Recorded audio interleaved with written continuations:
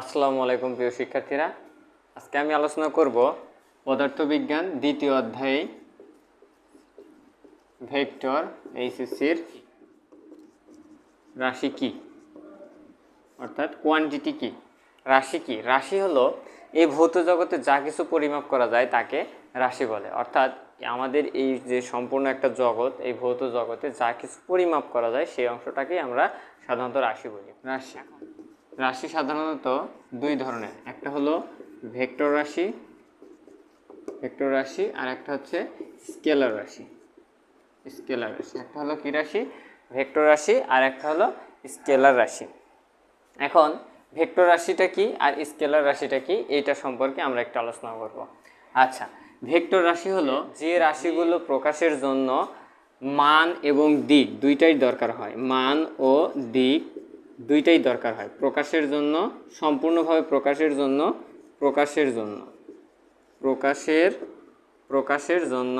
মান ও দিক দুইটাই দরকার হয়। আর যে রাশি প্রকাশের জন্য মান প্রয়োজন কিন্তু দিকের প্রয়োজন নেই,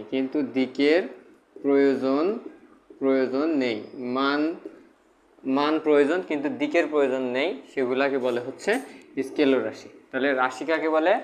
রাশি হলো এই ভৌত জগতে যা কিছু পরিমাপ করা যায় তাকে রাশি বলে। আর রাশি দুই প্রকার, একটা হলো ভেক্টর রাশি আর একটা হলো স্কেলার রাশি। ভেক্টর রাশি মান ও দিক আছে, অর্থাৎ প্রকাশের জন্য আমাদের মান ও দিক প্রয়োজন, এই সমস্ত রাশিকে বলে হচ্ছে ভেক্টর রাশি। আর যে রাশিগুলো প্রকাশের জন্য শুধু মানের প্রয়োজন, দিকের প্রয়োজন নেই, সেগুলোকে বলে হচ্ছে স্কেলার রাশি। এখন ভেক্টর রাশির কয়েকটা উদাহরণ দেখি। সেটা হচ্ছে সরণ, ওজন, ত্বরণ ইত্যাদি ইত্যাদি আরও আছে, আমি ধীরে ধীরে সবগুলোই আলোচনা করব। তারপরে হচ্ছে বল।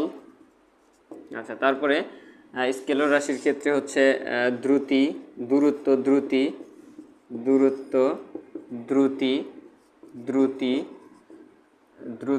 অনেকের প্রশ্ন হতে পারে যে সরণ কেন ভেক্টর রাশি, ওজন কেন ভেক্টর রাশি, ত্বরণ কেন ভেক্টর রাশি, বল কেন ভেক্টর রাশি, আবার স্কেলার রাশি কেন হচ্ছে দূরত্ব, এগুলো কেন স্কেলার রাশি। আচ্ছা, এই সম্পর্কে আমি ধীরে ধীরে আলোচনা করছি। সেটা হচ্ছে সরণ হলো, আচ্ছা আমরা এখন সরণটা বুঝি উদাহরণের মাধ্যমে।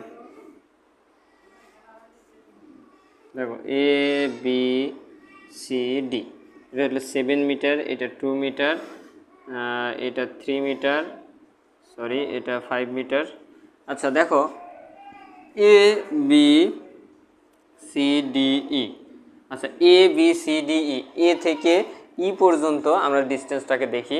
তাহলে A B B C C D E F, অর্থাৎ এই অংশটাতে দেখো ডিস্টেন্সটা হচ্ছে, মানে দূরত্বটা হচ্ছে এই সম্পূর্ণ অংশটা, অর্থাৎ এ থেকে ই পর্যন্ত হচ্ছে দূরত্ব।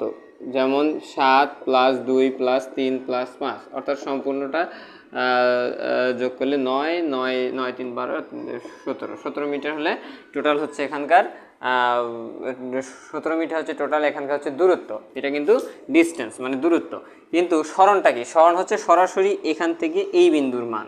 সরণ হচ্ছে সরাসরি এখান থেকে এই বিন্দুর মান, অর্থাৎ আমি যদি এটা ধরে নিই যে 9 মিটার, তাহলে আমাদের সরণ হচ্ছে 9 মিটার। এটা হলো আমাদের সরণ।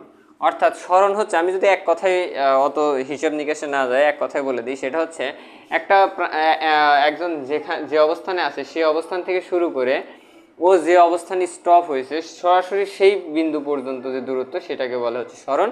আর ও যত দিক দিয়ে ঘুরে ঘুরে এই বিন্দুতে পৌঁছাইছে সম্পূর্ণ অংশটাকে বলা হচ্ছে দূরত্ব। অর্থাৎ দূরত্ব হলে এইটা আর সরণ হচ্ছে এইটা। এখন এরকম যদি আরেকটা উদাহরণ দিই তোমাদের, সেটা হলো একটা বৃত্তাকার পথে, ধরে নিলাম যে এটা বৃত্তাকার একটা বৃত্তাকার দ্বীপ। এখন একটা মাঝি এখান থেকে নৌকা নিয়ে এদিক দিয়ে ঘুরতেছে। সম্পূর্ণ পথটা ঘোরার পরে এ যদি 1.5 পাক ঘোরে, তাহলে এটার সরণ কত? হ্যাঁ, অবশ্যই সহজ একটা বিষয় যে এটার সরণ হচ্ছে এই বৃত্তের ব্যাসের সমান। আর দূরত্বটা হচ্ছে কেমন? এই সম্পূর্ণ পরিধির দেড় ভাগ, মানে প্রথমে একবার সম্পূর্ণ একটা পরিধি সমান, তারপরে পরিধির অর্ধেক, টোটাল হচ্ছে 1.5 অংশ। আচ্ছা, ভেক্টর রাশির প্রকাশ, ভেক্টর রাশির প্রকাশ। ভেক্টর রাশির প্রকাশ বিষয়টা কি? ভেক্টর রাশির প্রকাশ হচ্ছে ভেক্টর রাশিকে সাধারণত কয়েকটি পদ্ধতিতে প্রকাশ করা যায়। আমরা বিভিন্ন বইয়ে দেখব কয়েকটি পদ্ধতি আছে। তার মধ্যে একটা হচ্ছে ভেক্টর রাশি, আর একটা হচ্ছে মান। একটা হলো মানকে প্রকাশ করা, আর একটা হলো ভেক্টর রাশিকে প্রকাশ করা। আচ্ছা, মানকে প্রকাশ করা যায়, ধরলাম যে এ একটা যদি ভেক্টর হয়, মানকে প্রকাশ করা যায় হচ্ছে এ দ্বারা। এ দ্বারা মানে সম্পূর্ণ শুধু মানে অক্ষর দ্বারা, শুধু একটা অক্ষর দ্বারা, আর একটা হলো এর উপরে তীর দিয়ে তার পাশে মড। অর্থাৎ এই দুইটা পদ্ধতিতে আমরা ভেক্টরের মানটাকে লিখতে পারি। আর এটা লিখতে পারি টোটাল 6টা পদ্ধতিতে। তার মধ্যে হচ্ছে একটা এ তীর উপরে, এ দাগ নিচে, এ বার উপরে, অথবা এ হাফ, অথবা অথবা এ বোল্ট। অর্থাৎ এ বোল্ট মানে আমরা যে কম্পিউটার ফন্টের যে বোল্ট অক্ষরটা আছে সেটা। অর্থাৎ টোটাল আমরা দেখতে পারতেছি যে ভেক্টর রাশির যে প্রকাশ, সেখানে প্রকাশটা আমরা দুইভাবে করব। একটা হচ্ছে মানের জন্য আমরা এইভাবে করব, আর রাশির জন্য আমরা এইভাবে করব। অর্থাৎ মানের জন্য করব হচ্ছে 2টা পদ্ধতিতে, এবং রাশির জন্য করব হচ্ছে 6টা পদ্ধতিতে। স্বাধীন ভেক্টর মানে যে ভেক্টরের পাদবিন্দু, অর্থাৎ একটা ভেক্টর আমি এখান থেকে শুরু করলাম, আবার একটা ভেক্টর এখান থেকে শুরু করলাম, বা আরেকটা ভেক্টর এখান থেকে শুরু করলাম, বা আরেকটা এখান থেকে শুরু করলাম, মানে যে ভেক্টরের পাদবিন্দুগুলো নির্দিষ্ট নয়, মানে আমাকে নির্দিষ্ট স্পেসিফিক কোনো বিন্দু বলে দেয় নাই যে এই অংশ থেকে, ধরে নাও যে এটা আমাদের একটা অক্ষের আমি ধরে নিলাম যে এই অংশ থেকে আমাদের একটা ভেক্টর আঁকানো হলো, তাহলে কিন্তু আমি বুঝতেই পারতেছি যে এই ভেক্টরটার একটা নির্ধারিত একটা পাদবিন্দু আছে, তার মানে এটা স্বাধীন ভেক্টর নয়। কিন্তু যেহেতু এই ভেক্টরগুলো দেখো যে যার মতো যেখান থেকে ইচ্ছা শুরু হয়েছে, মানে মূল টার্গেটটা হচ্ছে পাদবিন্দু যেখান থেকে ইচ্ছা শুরু হয়েছে, সো এইটাকে বলে হচ্ছে স্বাধীন ভেক্টর। তারপরে হলো হচ্ছে সীমাবদ্ধ ভেক্টর। আচ্ছা, সীমাবদ্ধ ভেক্টরটা কেমন? সীমাবদ্ধ ভেক্টরটা হচ্ছে যে ভেক্টরের পাদবিন্দুটা একটা নির্ধারিত একটা অবস্থানে সীমাবদ্ধ, যে ভেক্টরের পাদবিন্দুটা একটা নির্ধারিত অবস্থানে থেকে শুরু হয়, যে আমি নির্ধারণ করে বলে দিলাম যে এই অংশ থেকে শুরু হয়, এটাকে বলে হচ্ছে আমাদের ভেক্টরের মানে সীমাবদ্ধ ভেক্টর। এটাকে বলা হচ্ছে কি ভেক্টর? যদি সময় জাতীয় দুইটি ভেক্টরকে একই দিক থেকে ক্রিয়া করা হয় তাহলে সেটাকে বলে সদৃশ ভেক্টর। আর যদি সমজাতীয় দুইটি ভেক্টরকে আলাদা দিক থেকে ক্রিয়া করা হয় তাহলে সেটাকে বলে হচ্ছে বিসদৃশ ভেক্টর। সমজাতীয়টাকে বলে সদৃশ ভেক্টর, আর দুই দিক থেকে হলে পারে সেটাকে বলা হচ্ছে বিসদৃশ ভেক্টর। তারপরে হলো সমান ভেক্টর বিষয়টা কি? সমান ভেক্টর বিষয়টা হচ্ছে যে এ একটা ভেক্টর আর একটা ভেক্টর, তো দুইটা ভেক্টরই যদি মান সমান হয়, ধরে নিলাম 5 করে, এইটাকে বলে হচ্ছে সমান ভেক্টর। আর অসমান ভেক্টর যদি দুইটার মান সমান না হয়, ধরো এটা 3 ওইটা 2, এই বিষয়গুলোকে বলে হচ্ছে অসমান ভেক্টর। আচ্ছা, তারপরে হলো সমরেখ ভেক্টর। যদি সবগুলো ভেক্টর একই সমরেখে থাকে তাহলে এটাকে বলে হচ্ছে সমরেখ ভেক্টর। আর যদি ভেক্টরগুলোকে একই সমতলে থাকে, অর্থাৎ একটা সারফেসে থাকে, তাহলে সেটাকে বলা হচ্ছে সমতলীয় ভেক্টর। সমতলীয় ভেক্টরের উদাহরণটা আমি এখান থেকে দিয়ে দিচ্ছি। সমতলীয় ভেক্টরের উদাহরণ বলতে হয় এরকম একটা সারফেসের উপরে এরকম অনেকগুলো ভেক্টর থাকতে হবে, সেটা এই সারফেস হতে পারে, এই সারফেস হতে পারে, এই সারফেস হতে পারে, মানে একটা তলের উপরে থাকতে হবে। আচ্ছা, তারপরে সঠিক ভেক্টর।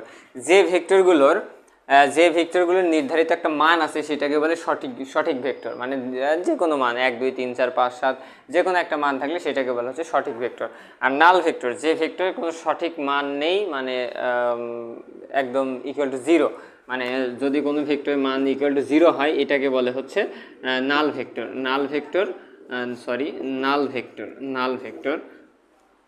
আচ্ছা, তারপরে আসছে হচ্ছে একক ভেক্টর হচ্ছে যদি কোনো ভেক্টরকে সেই ভেক্টরের মান দ্বারা ভাগ করা হয় তাহলে আমরা যে ভেক্টরটা পাই সেটাকে, যদি কোনো ভেক্টরকে মান দ্বারা ভাগ করা হয় তাহলে সেটাকে বলে একক ভেক্টর। আচ্ছা দেখো, 1 2 3 4 5 6 এটা হচ্ছে কিন্তু 6 একক ভেক্টর।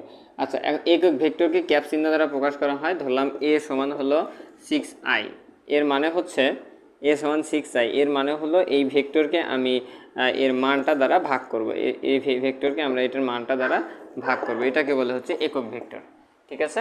আচ্ছা, তারপরে হলো অবস্থান ভেক্টর দ্বারা বোঝাই হচ্ছে, আচ্ছা অবস্থান ভেক্টরের ভিতরে আবার একটু ভাগ আছে, সেটা হচ্ছে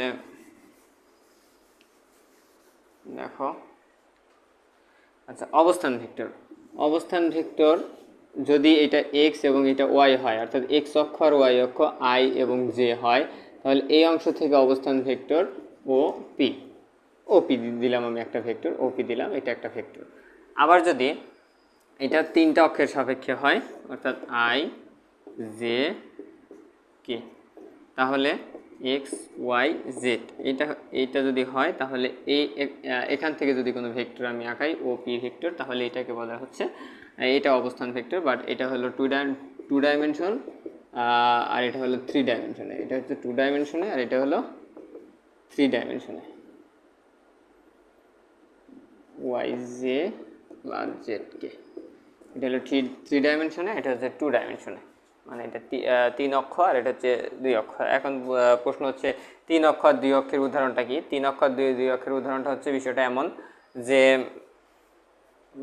আমি যদি এই কার্ডটা নিয়ে আবার উদাহরণটা দিই, সেটা হচ্ছে আমাদের এখানে কোনো একটা বিন্দুতে, এখানে আমার এই বিন্দুটা খুঁজে বের করতে হবে, এখানে এই বিন্দুটা আমাকে খুঁজে বের করতে হবে। তার মানে আমি যদি এখান থেকে রওনা দিই, তাহলে আমাকে এইদিকে কিছু দূর গিয়ে এইদিকে যেতে হবে, এইদিকে কিছু দূর গিয়ে এইদিকে যেতে হবে। তার মানে আমি কিছু দূর এইদিকে গিয়ে তারপর এইদিকে যাব, তার মানে এই বিন্দুটা আমি কিন্তু পেয়ে যাব। এটাকে বলে হচ্ছে 2 ডাইমেনশনে।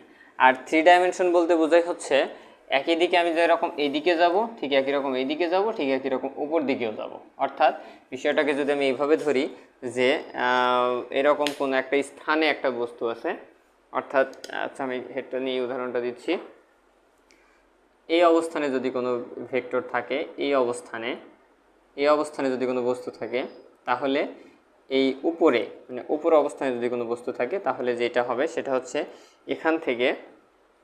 এখান থেকে আমার রওনা দিয়ে এইদিকে যেতে হবে, তারপর এইদিকে যেতে হবে, তারপর এইদিকে যেতে হবে। অর্থাৎ এদিক হলো এক্স অক্ষ, এদিক হলো ওয়াই অক্ষ, আর এদিক হলো জেড অক্ষ।